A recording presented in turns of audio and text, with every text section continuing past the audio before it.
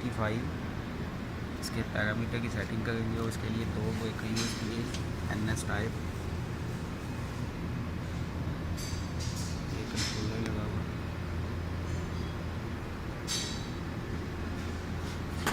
ये इसके सारे पैरामीटर्स यूज़र मैनुअल में। और कंट्रोलर पे ये हमें 1 2 3 इस तरह शो करेगा और इधर से हम देखेंगे कि ये 1 नंबर क्या है, 2 3 4 ये क्या है। और नेक्स्ट पेज, नीचे इसके स्पेसिफिकेशंस। ये कंट्रोलर से आगे, तो कंट्रोलर को जब ऑन करेंगे तो ये टाइम शो करेगा, ये टाइम है। इसकी सेटिंग के लिए ऑफ बटन को 4 सेकंड के लिए प्रेस कर दें, उसके बाद VR आएगा 2 सेकंड के लिए। ये है कि हमारा सिस्टम 3 फेज़ है या सिंगल फेज़। 3 फेज़ है तो इसको 0 1 सेट करेंगे। उसके बाद सेलेक्ट ब्रेकर टाइप 2 नंबर पे हम इसको 2 रखेंगे। ACB है, ACB अगर करना है तो 2 है, क्योंकि ACB और इसके NS ब्रेकर के इंटरनल कनेक्शन सेम है, इसलिए हम इसको ACB ही रखेंगे। टाइप 0 2 है, ओके। उसके बाद number 3 time delay emergency to normal, यानी कि एमरजेंसी से ये नॉर्मल पे शिफ्ट कितने सेकंड में होगा, तो ये 10 सेकंड रखा हुआ है, ये अपनी डिमांड के मुताबिक जितना मर्जी रख सकते हैं। उसके बाद नंबर 4 पे नॉर्मल से एमरजेंसी सप्लाई में शिफ्ट होने का टाइम, वो भी 10 सेकंड। उसके बाद जनरेटर इंजन स्टार्ट 5 सेकंड। उसके बाद generator engine cool down 6 number पे, ये 30 सेकंड रखा हुआ है। उसके बाद 7 नंबर पे time delay in of position, ये 5 सेकंड रखा हुआ है।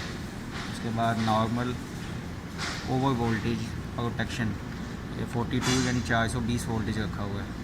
और उसके बाद नंबर 9 पे नॉर्मल अंडर वोल्टेज सेटिंग 3 4, ये 340 है कि 340 से कम होंगे तो ये ऑटोमेटिकली ट्रिप कर जाएगा। उसके बाद number 10 time delay they problem with the normal voltage, अगर नॉर्मल वोल्टेज में प्रॉब्लम आ गई है कुछ तो 10 सेकंड में अगर ठीक हो जाती है तो ट्रिप नहीं करेगा। अगर 10 सेकंड से ज़्यादा टाइम में आ गई है प्रॉब्लम तो ये ट्रिप करेगा। उसके बाद फ्रिक्वेंसी पोजीशन नॉर्मल सप्लाई की ओवर फ्रिक्वेंसी है 65 रखी है, इससे ज़्यादा हो तो ट्रिप कर जाए। उसके बाद अंडर फ्रिक्वेंसी है नॉर्मल वोल्टेज नॉर्मल सप्लाई की 55 रखी है। उसके बाद फ्रिक्वेंसी में अगर प्रॉब्लम आती है तो उसका टाइम 10 सेकंड। उसके बाद आ गई नंबर 14 पे जनरेटर वोल्टेज प्रोटेक्शन, ये भी 420।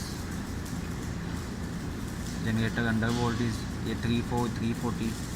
उसके बाद जनरेटर के जो प्रॉब्लम आ जाए अगर वोल्टेज में, वो टाइम है 10 सेकंड।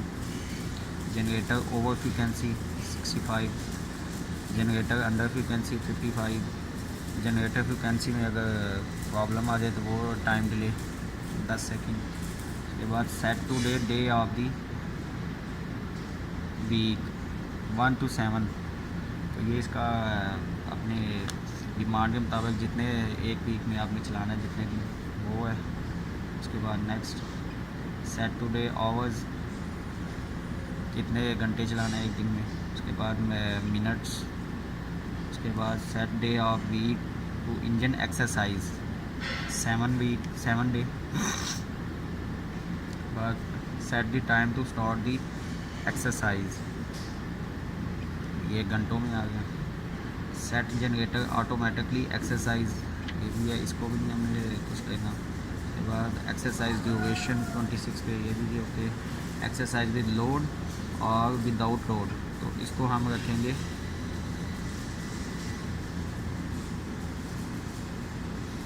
00 या ठीक है। उसके बाद टेस्ट विद लोड और विदाउट लोड 28 पे, इसको विद लोड हम करेंगे तो ये विद लोड पे है 01। उसके बाद डिस्प्ले सेटिंग 00 पे, इसको भी पैरामीटर चेंज। उसके बाद प्रोग्राम ऑक्सिलरी कॉन्टैक्ट आउटपुट, ये भी नहीं चेंज करेंगे। उसके बाद pre transfer pre exercising time delay before transfer load from the one source to another source 32 number है, ये भी 00 ही रहेगा, इसको भी नहीं। उसके बाद रिमोट कंट्रोल नंबर 33, ये भी ऐसे ही रहेगा। उसके 34 मॉड्यूल ट्रांसमिशन वेट, इसको भी नहीं कुछ करना। उसके बाद एंटर AC वोल्टेज करेक्शन, इसको भी नहीं कुछ करना। नंबर 36 भी remote connection password to original factory default setting 30, इसको भी नहीं कुछ करना। ये एंड हो गया, ये सेट हमारा हो गया पैरामीटर्स टोटल। तो इसको हम अभी टेस्ट करेंगे, तो ये ऑटो पे लेके आएंगे। इस वक्त हमारे पास वापडा है, वापडा इस वक्त ऑन है, ये ब्रेकर लगा हुआ है इसका।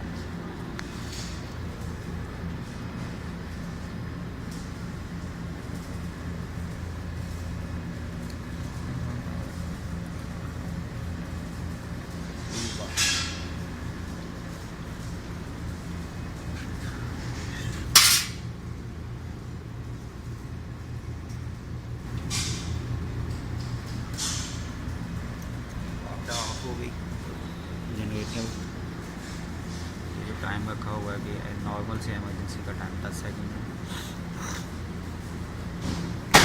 10 सेकंड जनरेटर पे शिफ्ट हो गई सप्लाई।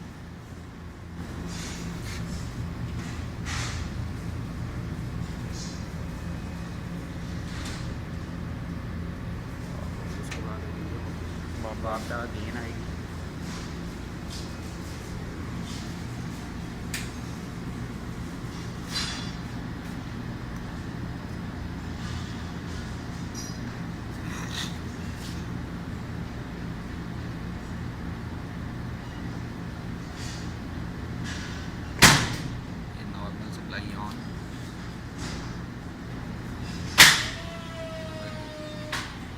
नॉर्मल ब्रेकर ऑन हो गया और जनरेटर ब्रेकर ऑफ।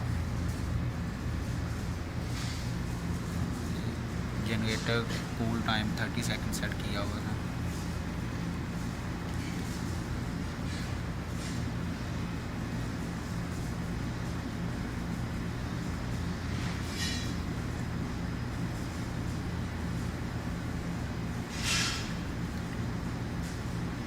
वोल्टेज अभी बता रहा है इसके लिए हमने वापडा प्रायोरिटी पर किया। अगर हम जनरेटर ऑन भी करेंगे